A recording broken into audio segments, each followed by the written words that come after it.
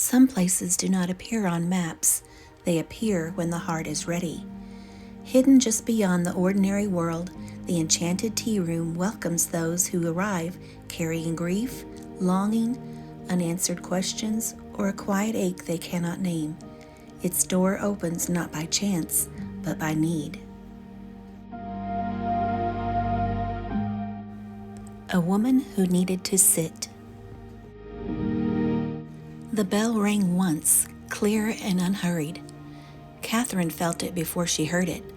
The gentle inward lean of the room, the way time softened at the edges. She lifted the kettle without thinking, her movements calm, practiced, sure, not rushed, not hesitant. She was ready. The visitor stood just inside the doorway, one hand still resting on the frame, as if she might need to steady herself.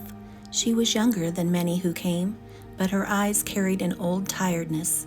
Her shoulders were tight, her breath shallow, as though she had been holding it for a very long while. "You can come in," Catherine said gently. "You don't have to decide anything yet." The woman nodded and stepped forward, and as she did, the garden answered. Beulah rose from where she had been kneeling among the flowers in the garden. She moved slowly, her presence grounding the air itself. She walked inside the tea room with a basket of flowers draped over her arm. She handed a pale lavender bloom to the woman, releasing a scent that wrapped around her unexpectedly. The woman stopped, her eyes widened and then softened. "That smells like," she faltered, pressing a hand to her chest, "like the mornings before everything changed."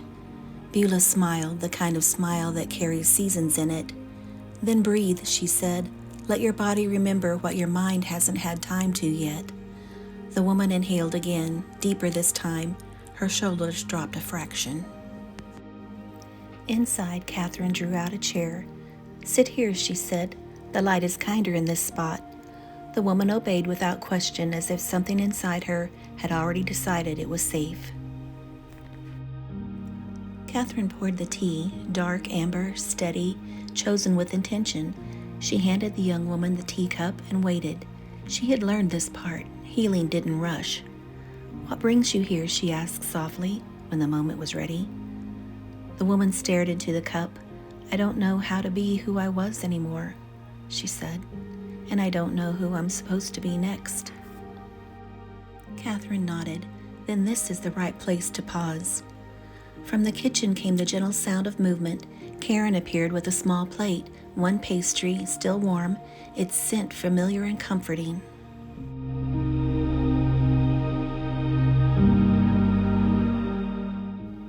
"Eat," she said simply.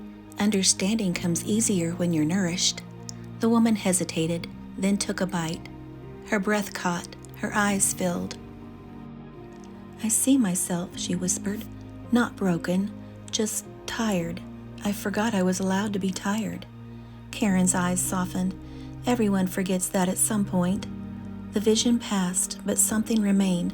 Warmth, reassurance, permission. Catherine leaned forward slightly. "What would it feel like," she asked gently, "to rest without explaining yourself?" The woman's tears spilled freely now, not frantic, not ashamed. "It would feel like mercy," she said. "Then let it be that," Catherine replied.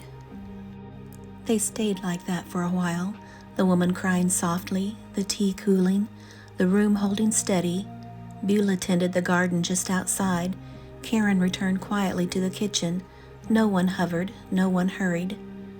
When the woman finally stood to leave, she looked different, not transformed, but more rested and lighter, more present in her own body. "I don't know what just happened," she said, half smiling. Catherine smiled back.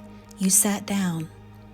As she stopped the doorway, Beulah pressed a small flower into her hand. Karen wrapped a pastry to take with her, and Catherine gave her a small packet of tea. The woman paused. "Will you still be here if I need you again?" Catherine met her gaze, steady, kind. "Yes," she said, "or you'll know how to find us."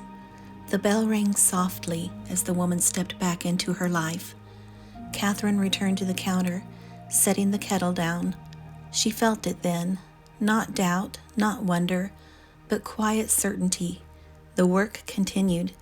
The tea room was always ready to help those in need, and she was exactly where she belonged.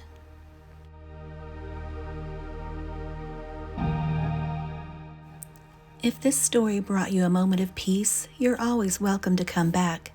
You can like and subscribe so the tea room finds you again. Until next time, the kettle will be warm and the table will be waiting.